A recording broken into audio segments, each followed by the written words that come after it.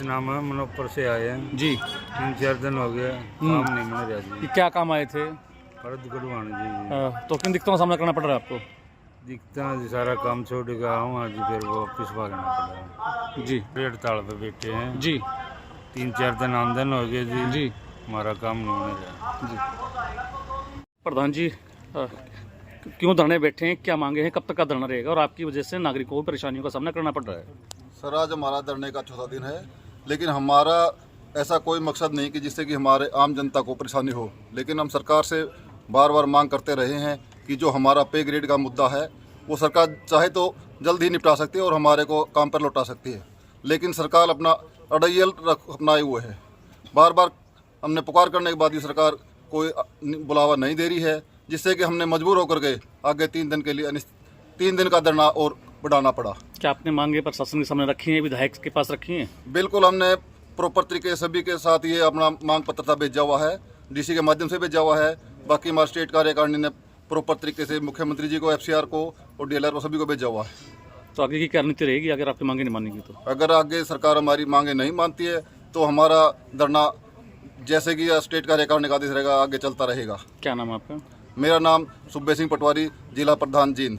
क्यों हड़ताल पर बैठने का आपको नौबत आन पड़ी और क्या क्या मांगे हैं, कब तक का धरना रहेगा और आपकी वजह से लोगों को परेशानी का सामना करना पड़ रहा है? बिल्कुल जी, हमारी वजह से लोगों को परेशानी का सामना करना पड़ रहा है, हमें भी दिखता है, लेकिन हम लोगों को यही समझाते हैं कि सरकार से हमारी मांगे पूर्व में जो हमारी मांगे सरकार ने मानी थी, अखबारों में ये प्रचार किया था कि पटवारियों की मांग मान ली गई है, इतना वेतन बढ़ा दिया गया है।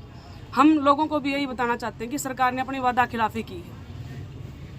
सरकार ने मांगे माननी है, आधा अधूरा सच लोगों को दिखा दिया कि हमने मांगे मान ली। हमारी मांगे थी कि 2016 से लागू करो।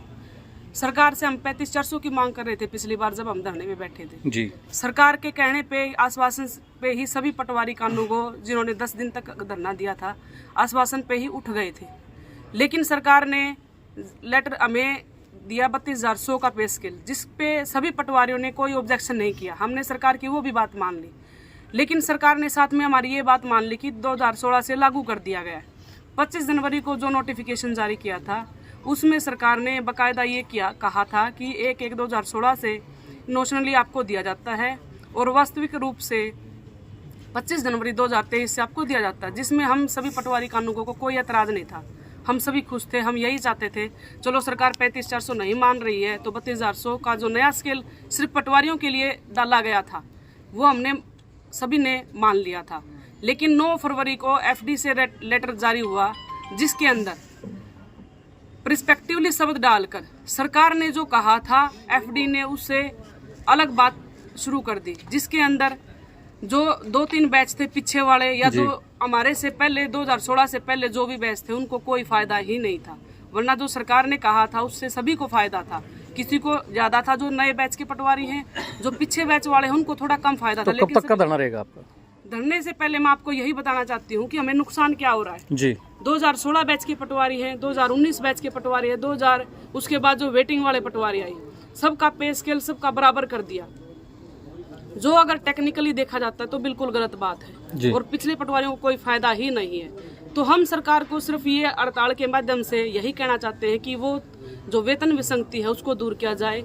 और हड़ताल तो हमने 1 साल के बाद की है, इससे पहले भी उचित माध्यम से हमारी यूनियन ने ऊपर अधिकारियों को अवगत करवाया था और यही कहा था कि इस वेतन विसंगति को दूर किया जाए, जिस बाबत सभी ने कैलकुलेशन करके ये बार बार कहा है कि सिर्फ ये करने में सभी संतुष्ट हैं और वेतन विसंगति भी दूर होती है। और अगर देखा जाए तो इससे कोई ज़्यादा आर्थिक बोझ भी नहीं पड़ता सरकार पे, पटवारियों की संख्या ही बहुत कम है। कब तक की हड़ताल रहेगी आपकी? अभी 3 दिन की हड़ताल है। हम उम्मीद करते हैं सरकार हमें बुलाए।